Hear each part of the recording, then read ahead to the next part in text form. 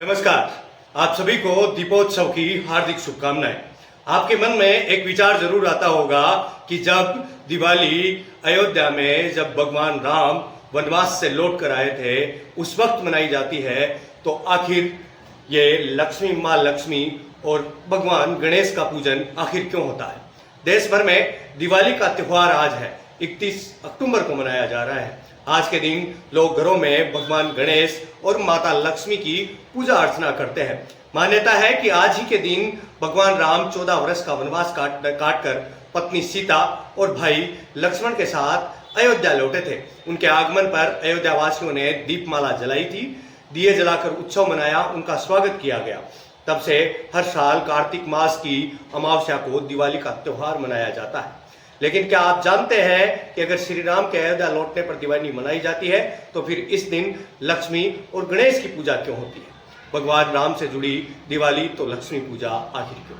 लक्ष्मी पूजा के बगैर दिवाली का त्योहार अधूरा है, जबकि दिवाली मनाने की कहानी भगवान राम से जुड़ी है। ऐसे में जानना जरूरी है कि दिवाली पर माता लक्ष्मी और भगवान गणेश की पूजा का विधान क्यों है और हिंदू शास्त्र इसको लेकर क्या कहते हैं। कुल्लू के आचार्य शशिकांत शर्मा ने बताया कि हिंदू शास्त्रों के अनुसार कार्तिक मास की अमावस्या को लक्ष्मी पूजा का विधान है।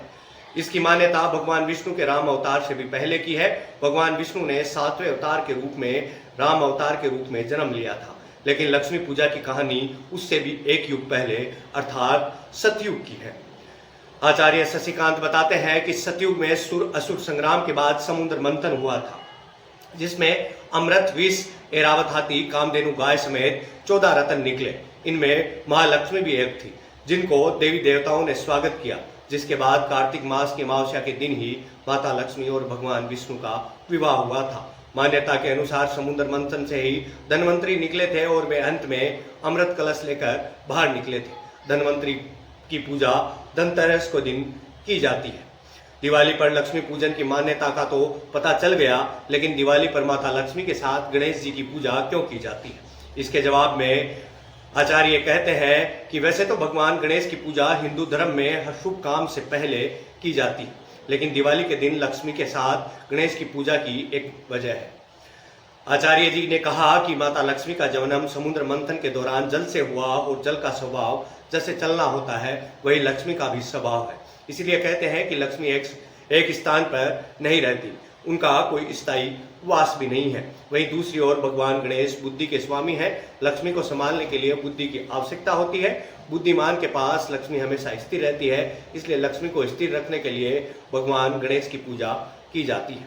हिंदू शास्त्रों के मुताबिक समुद्र मंथन सतयुग की घटना है, जबकि भगवान श्री राम का लंका पर विजय पाकर लौटना, अयोध्या लौटना त्रेता युग की घटना है। संयोगवश ये दोनों घटनाएं कार्तिक मास की अमावस्या को घटी थी। इसके लिए कार्तिक मास की अमावस्या पर दिवाली में माता लक्ष्मी और गणेश पूजन करने का विधान है। पुजारी जी ने कहा कि भगवान श्री राम लंका पर विजय पाकर कार्तिक अमावस्या को ही अयोध्या लौटे थे। अयोध्या के लोगों ने इस शुभ अवसर पर दीप जलाकर उनका स्वागत किया था। भगवान श्री राम ने लंका पर विजय त्रेता युग में पाई थी, इसलिए दिवाली के पर्व पर माता लक्ष्मी और गणेश की पूजा एक ही दिन की जाती है। यह थी भगवान राम, माँ लक्ष्मी और गणेश पूजा की कहानी। इसके बारे में आपकी क्या राय है? क्या ये बात सही है या क्या ये बात गलत है? कहते हैं दिवाली पर गणेश जी की पूजा करने के कई नियम हैं। नई शुरुआत यदि आप कर रहे हो तो भगवान गणेश की पूजा करो।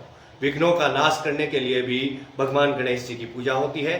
धन और समृद्धि के लिए भी भगवान गणेश जी की पूजा होती है। परिवार कल्याण और संस्कृति और परंपरा के लिए भी गणेश पूजा का विशेष विधान है। इसीलिए दीपावली के दिन माँ लक्ष्मी, गणेश जी महाराज और भगवान श्री राम तीनों को ही पूजा जाता है।